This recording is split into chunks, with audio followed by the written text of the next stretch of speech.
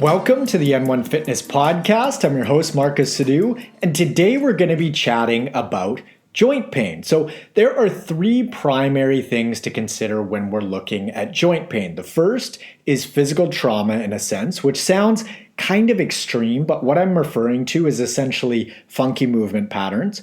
Number two is a scaling issue. So basically doing too much too quickly. So for example, going from say 0 workouts per week to 5 all of a sudden out of the blue, that is absolutely going to backfire. And thirdly, and most importantly for the vast majority of folks in my opinion, is nutrition, which might surprise you because what the hell would your food intake have to do with joint pain? But we will get into it. So first up, we're going to address the physical trauma piece, which is fairly straightforward. So there are ways in which your joints prefer to move, and there are ways in which your joints prefer not to move. So for example, if you dislocate your shoulder, obviously your shoulder isn't going to like that. Of course, there's interplay between joints, muscles, tendons, ligaments, all that good stuff. However, we're focusing on joint pain specifically here. So this is how I'd recommend protecting your joints from a physical movement standpoint. Get someone to teach you how to move properly. So in the case of working out, you're much more likely to experience joint issues if you're moving improperly and putting your body in all sorts of funky positions in the gym under load versus learning how to execute all of the exercises well. You're also going to get better results by doing this because you'll be using what you want to be using. So in the case of working out, you want to be stimulating your muscles. You don't want to be loading your joints up to the max and stressing them in an injury-prone way. So for example, if you go to the gym and load up the squat bar and do say 3 to 4 sets and think, oh man, my legs are going to be so sore tomorrow. And the next day rolls around and you don't even feel any soreness in your quad muscles, your hamstrings, or your glutes. However, your knees are super achy and your hips just kind of feel generally stiff. You definitely want to invest in someone who can teach you how to squat because your muscles weren't sore and your joints were. Similarly, if you do a bunch of sets of bench press and the next day your chest isn't even sore, but your shoulders and your elbows just hurt, you need to learn how to perform chest exercises properly. So the first way to protect yourself from joint pain is simply by moving well and targeting what you want to target in the gym via proper movement patterns. Second up, we've got scaling. So it's really important that you scale up activity slowly. If you're not working out at all, don't jump to 4, 5, or 6 workouts per week. Start at say 2, maybe 3, and slowly scale up from there. The same thing applies to playing sports or things like running. Don't go from 0 to hero because you need to give your body time to adapt to that new stressor. If you don't, it's not a matter of if you'll get injured, it's when. And I know it can be tempting to jump into things because you may be feeling super motivated and you like to get a certain result quicker. However, if you take a step back and look at the big picture, you're going to make faster and better progress overall if you scale up your activity properly because you won't be nursing injuries and needing to take time off.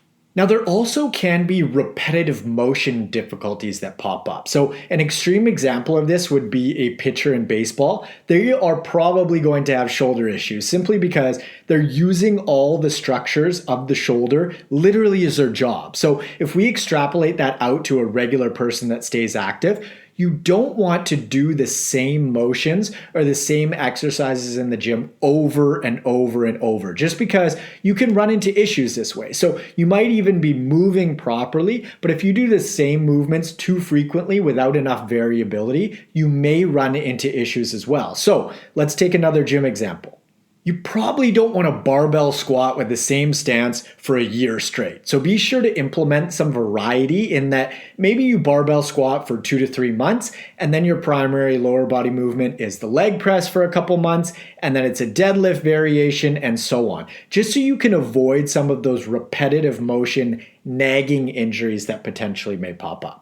Okay, now we're on to the diet piece. I find this aspect fascinating because it's not nearly as intuitive as what we just addressed in regards to the gym or activity-related aspects of joint pain. So diet is key when it comes to joint health because Joint pain is inflammation. And if we look at arthritis, which is actually an autoimmune condition, we see massive improvements of arthritic symptoms in folks who lower inflammation via their diets. An autoimmune condition in a nutshell is when your body isn't able to differentiate between healthy cells and unhealthy cells. So your immune system ends up attacking them both.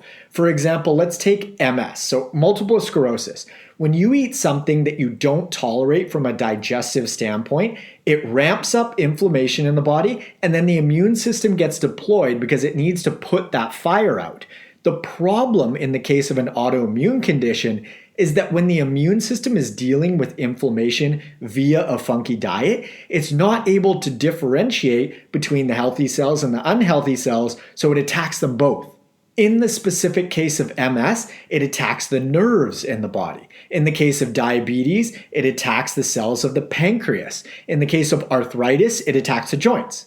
Now, if someone has been diagnosed with rheumatoid arthritis specifically, which typically impacts the wrists and the hands, what they eat plays a massive role in how much inflammation is in their body, and therefore how much pain is in their hands and wrists. So let's say this individual with rheumatoid arthritis is sensitive to gluten. Let's use gluten. Every time they eat gluten-containing foods, they're going to ramp up inflammation in their body, and then their immune system is going to essentially target the wrists and hands, which is experienced as swollen and painful joints. Now, an autoimmune condition is a fairly extreme example, but everyone likely has a nutrition and joint pain interplay or connection to one degree or another. So I'll use myself as an example. When I eat foods I don't tolerate, I notice swelling, pain, and inflammation in my knees. That's where I personally notice that inflammatory response via my immune system. You might notice it in your feet or your low back or your shoulders or maybe even all of the above.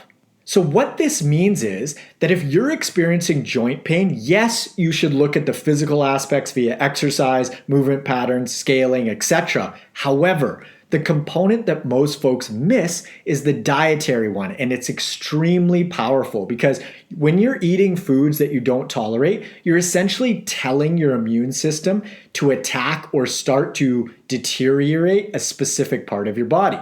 Now, if I were to explain the inflammatory response of eating foods that you don't digest well in blunt physical terms, just think about it like a rolled ankle. When you step off of a curb and roll your ankle, it swells up like crazy because that's a part of the immune system's response to healing your ankle. It's also painful, right? And it takes time to clean up that mess.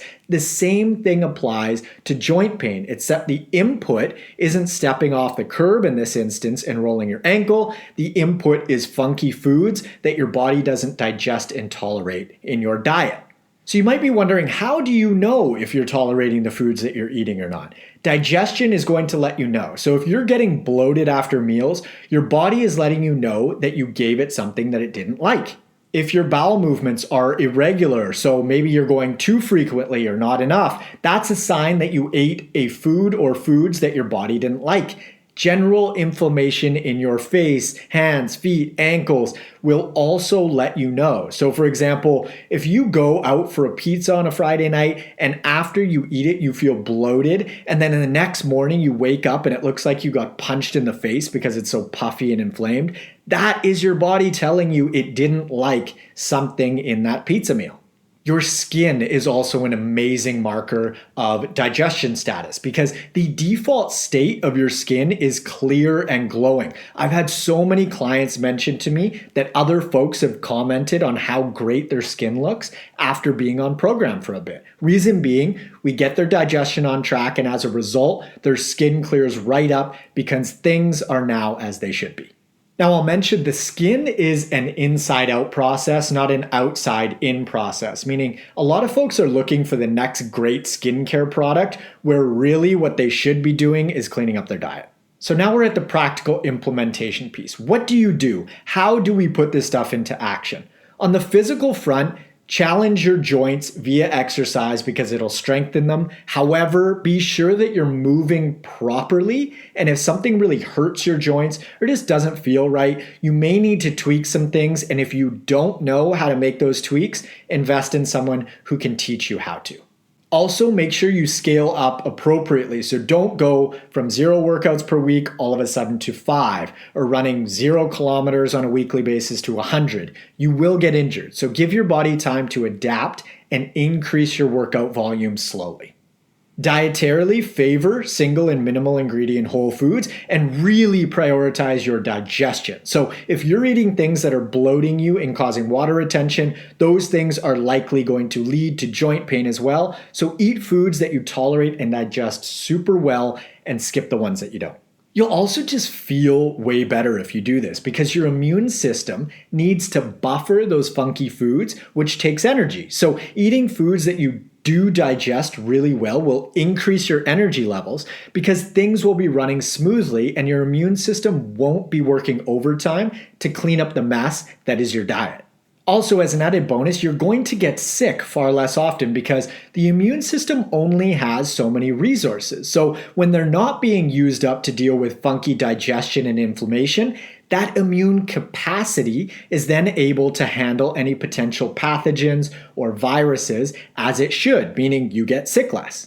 Now, I haven't even mentioned anything about weight loss yet. Losing weight is absolutely going to be more joint friendly because loading your muscles and bones via weight training and exercise is one thing. However, simply carrying around a bunch of unnecessary fat tissue isn't going to support the integrity of your joints. So by reducing your inflammation via better food choices, fortunately, you should lose weight as a byproduct as well. Staying hydrated will also likely make your joints feel better, and eating things like bone broths and chowing down on the cartilage when you're eating a chicken bone, for example, can help with joint integrity too. But adding in bone broths and all these, collagen powders and supplements, etc., on top of a poor diet is missing the forest for the trees. So prioritize what you're actually eating before you start to get all fancy with supplements and things like that. Now, if you're keen to learn more about this whole inflammation topic, I'd recommend listening to episode 108 titled